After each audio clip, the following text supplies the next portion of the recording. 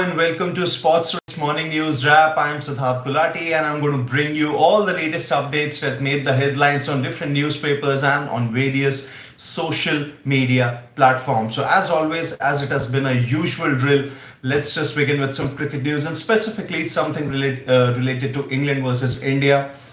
Well, Ben Stokes has revealed it all as far as his Lord's bowling heroics are concerned. He clearly told that nothing was stopping him to bowl those lengthy spells that towards the end turned out to be pretty crucial for England in that nerve-wracking win over India in the third test, which actually helped them go 2-1 up in the five-match series. Well, Ben Stokes of late has had a very rough time with the bat. He hasn't really been able to get those consistently big scores, but then this time around with the ball, well, he really proved to be a game changer. He did bowl multiple long spells both in the first and second innings, took about 4 to 5 odd wickets, and that in the end turned out to be pretty important for England's chances there. He also revealed that he had received a message from the head coach Brendan McCullum that he should stop bowling after a 7 over spell. But then he was absolutely clear that he would do it for the team. He actually referred to some of the dark places that he already been to in the past in his career. So keeping all those things in mind, there was nothing that was actually stopping him to be England's main hero in the bowling as far as the Lord's Test is concerned. So that was the mentality that Ben Stokes, the England captain, had. He really wanted to take England over the line with those extended spells, the wickets that he took, and towards the end he turned out to be pretty successful. And one of the wickets that really stood out for Ben Stokes was of KL Rahul, that LBW. It was a good review, and obviously of AajTak that happened in the last over, basically at the stroke of stumps on day 4. So that's pretty much about it.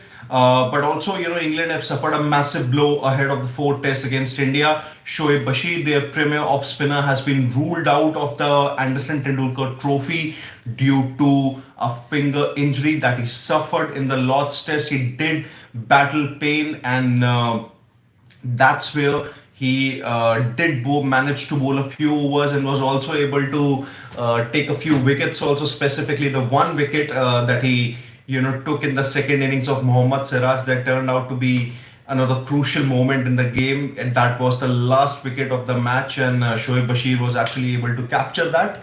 So he has been ruled out now due to a finger injury, and let's see, how England progress in the series as far as the remaining two matches go.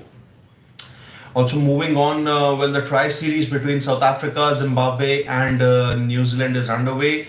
South Africa defeated Zimbabwe in the series opener. They had to score about 142, which they did with pretty much ease. So that's about it. A winning start for South Africa, but then tougher challenge awaits for them. There's a very good chance that New Zealand might prove to be a tougher challenge for South Africa and obviously for Zimbabwe also. So this is something that we have about South Africa versus Zimbabwe. Overall, there's also one more thing that both Shubman Gill and Sunil Gavaskar agree upon, and that is basically what was the game-changing moment in the Lord's Test. And both really had one thing to say, that Rishabh Pant's run out, specifically in the first innings. When India were going very well, they were about 248 odd for 3, and that happened at the stroke of lunch. That turned out to be the match turning point of that third test. There, both Gavaskar and Gill, have the same opinion in this particular case. But then Sunil Gavaskar also revealed it that he still feels India can defeat England 3-2 in the five-match series. He has clearly provided his prediction.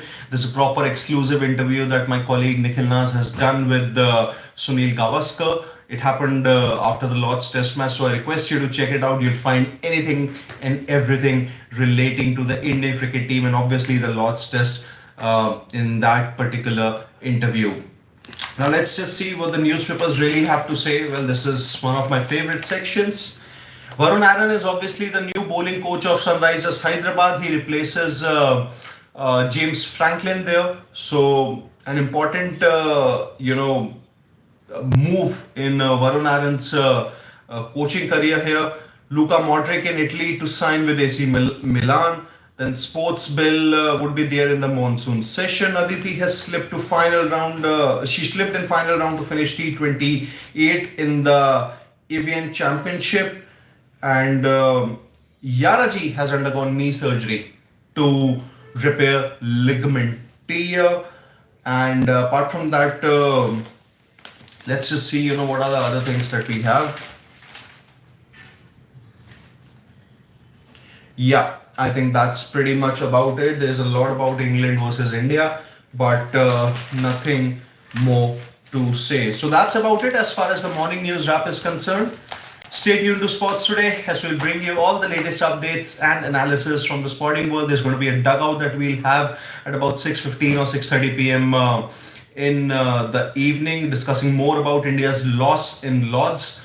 So that's going to be the case, for the next few days, the build up to the Manchester test and, what really transpired in the third test. So there's going to be a proper discussion. And before I go, I'll take one comment here. Shari Hola, good morning. Will India change their playing 11 and will they bounce back? I don't see India changing their playing 11. Maybe a change here or two. But I think you will see 90 to 95% of the side, that played in the Lord's Test feature once again in Manchester. And will they bounce back? Maybe. I'm not really sure about it. There's going to be a lot of carry in Manchester. Conditions are going to be pretty different.